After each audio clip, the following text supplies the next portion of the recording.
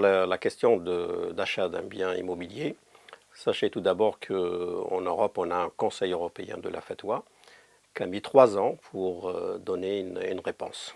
Donc, la réponse du Conseil européen, et puis c'est basé sur plusieurs éléments, notamment l'école hanafite, qui est aujourd'hui la plus grande école au monde et la première école. Également, l'école hanafite s'est basée sur des hadiths, paroles prophétiques, et également sur des versets coraniques. Sachez que tout le monde, toutes les écoles ont interdit le riba. Le riba est tout d'abord interdit, mais seulement ce qui est cité dans le Coran et puis qui est vraiment interdit durement, disons, c'est que le fait de prendre le riba. Ladina ya'kuluna ar-riba, c'est ceux qui le mangent. Donc à cela, c'est une interdiction totale et définitive. Mais l'interdiction, les harams, en général, il y a plusieurs sortes de haram. Et puis le haram, il y a des niveaux de haram, niveaux d'interdit. Le premier niveau concernant le riba, c'est de le prendre. Prendre le riba, c'est interdit définitif, ce qui ne pourrait jamais être toléré. Mais le donner le riba, c'est un haram, oui, certes, mais c'est un haram qui peut être autorisé.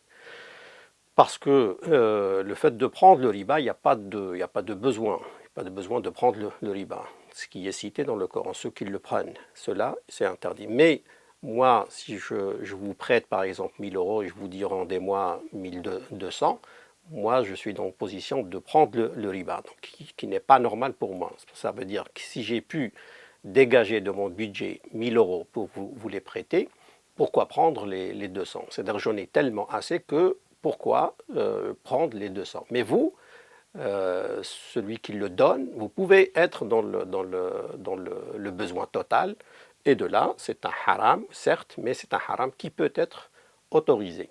Sachez tout d'abord que la question de l'achat d'un bien immobilier, ça fait partie des fatawas stratégiques, c'est-à-dire un mufti et celui qui travaille sur les questions de la fatwa, il doit savoir qu'il y a des fatawas de niveau extrême, de niveau très, disons, costaud, et des fatawas à peu près des fatawas légères. Et ça, c'est depuis les anciens.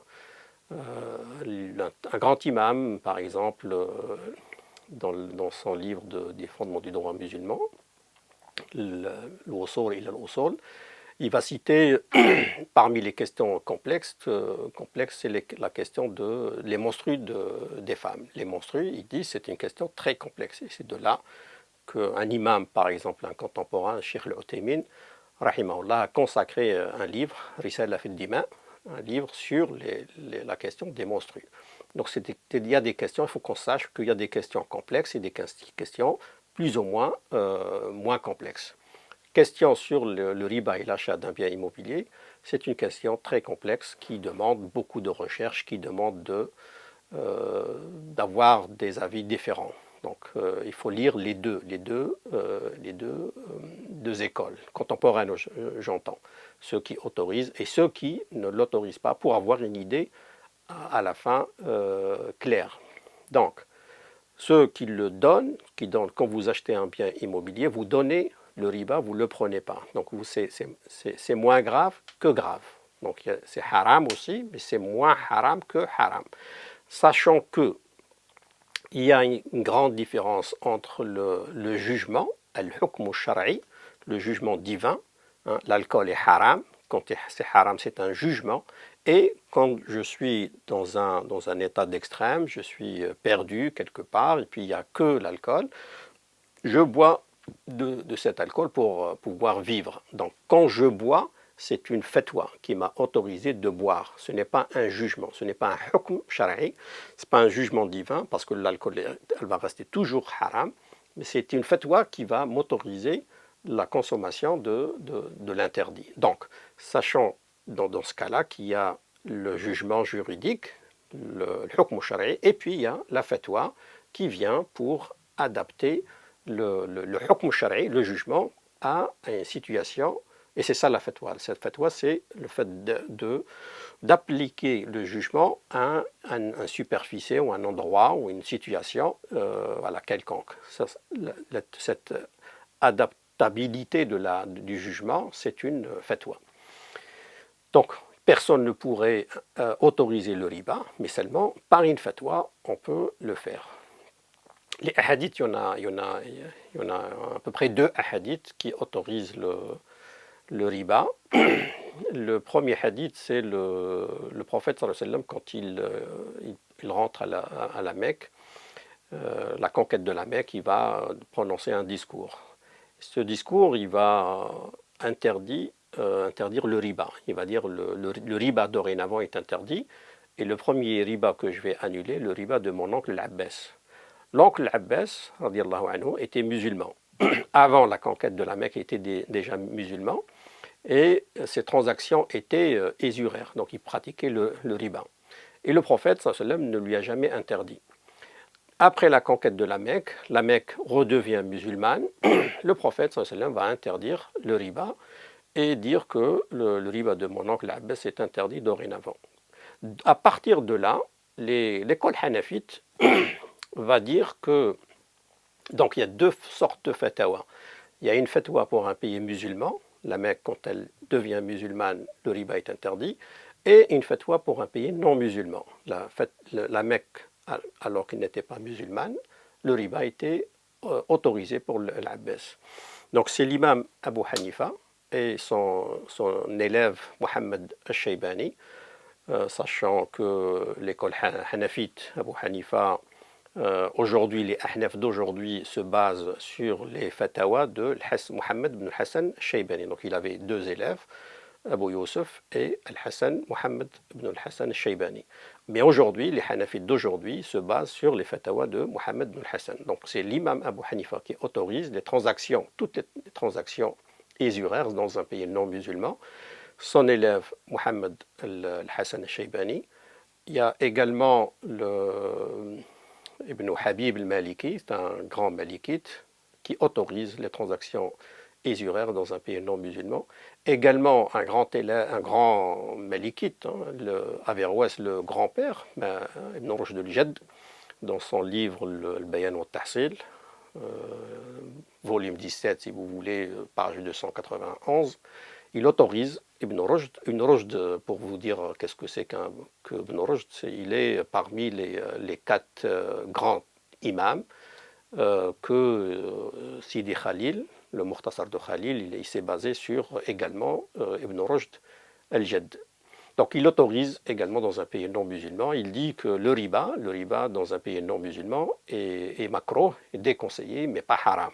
Makruh wa laysa bi haram. Donc ça c'est le Qarafi également, dans son livre le Furuq, le Farq 179, les différences, il traite les différences entre, par exemple là, 179, il traite la différence entre le riba dans un pays musulman et dans un pays non musulman. Donc il cite que l'école malikite en général l'interdit, mais l'école hanafite l'autorise avec quelques grands, Sofiane Thauri également, c'est un fondateur d'école qui autorise ceci. Ibrahim Nakha'i, c'est un grand suivant également, un grand imam qui autorise. Le deuxième hadith, c'est le hadith de Makhoul. Makhoul, c'est un suivant, c'est un élève de compagnon. Makhoul va envoyer un hadith, ce qu'on appelle le hadith mursal, donc c'est-à-dire qu'il ne va pas prononcer le compagnon. Et ce hadith, on l'appelle mursal, mursalu minhu sahabiyyu saqat, donc il n'a pas cité le compagnon. Dans ce hadith, le prophète dit, sallallahu alayhi wa sallam, qu'il n'y a pas de riba entre musulmans et non musulmans dans un pays non musulman. La riba bayna le muslim wa ghayr le muslim. Donc il n'y a pas de riba, le prophète sallallahu alayhi wa sallam dit. Ce hadith, vu qu'il est mursal, donc lâché, les shafi'ites en général n'acceptent pas de la part de l'imam shafi'i, donc tous les shafi'ites ne valident pas le hadith de ce genre. Mais les Hanafites, l'Aini par exemple, hein, dans Badr ad-Din l'Aini, c'est un grand Hanafite qui va dire que chez les Shafi'ites, chez lui, dans sa propre méthodologie, ne valide pas ce genre de hadith, mais nous, on le valide. Makhul, sachez que Ibn Hajar al-Asqalani, il l'a jugé bon, très probant, le Makhul, la personne est thiqa, donc il peut rapporter donc il est validé, le hadith, pour l'école hanafite. Également, il y a des règles dans le droit musulman qui vont permettre l'élaboration de cette fatwa. Si, par exemple, on est dans un besoin, dans une nécessité, donc darurat tubihul mahdurat, si on considère l'achat d'un bien immobilier est une nécessité, donc la nécessité permet, hein, autorise l'interdit. Darurat tubihu al-mahdurat.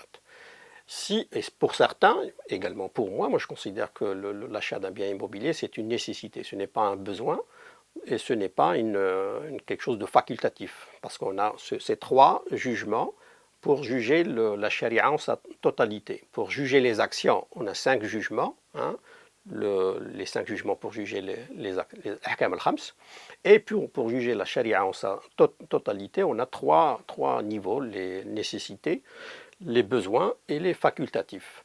Donc, si c'est un besoin, donc le besoin autorise l'interdit. Si ce n'est pas un besoin, ce n'est pas forcément une facultatif, c'est un besoin. Donc c'est un haja.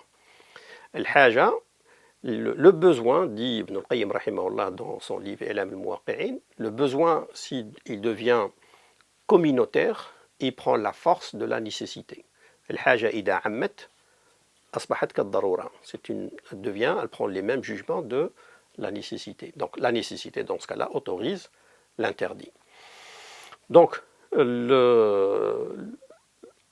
sachez également que ce problème n'est pas un problème que français. Hein. Ce n'est pas juste connaître le contexte français qui va nous permettre de répondre ou ne pas répondre. C'est un contexte non plus européen, c'est une question mondiale aujourd'hui, ça touche le monde entier.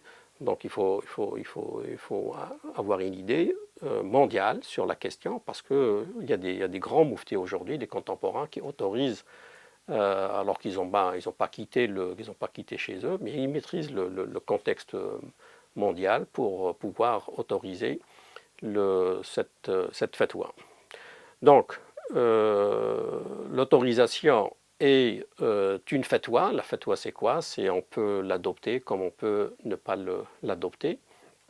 Et sincèrement, moi je conseille les musulmans en Europe d'acheter. Hein, ça devient beaucoup plus intéressant que de louer une maison ou un appartement, parce que la location ne fait jamais de vous un propriétaire, mais le fait d'acheter, ça va faire de vous un propriétaire.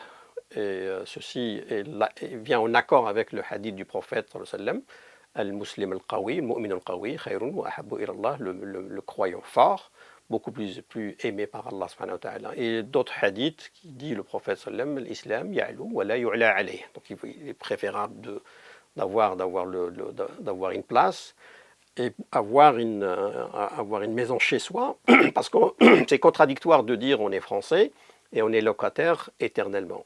Le fait qu'on soit français, il vaut mieux que ça soit une propriété à la personne pour éviter d'autres problèmes. Barakallahu fikum, hafizakumullah, assalamu alaikum wa rahmatullahi ta'ala wa barakatuh.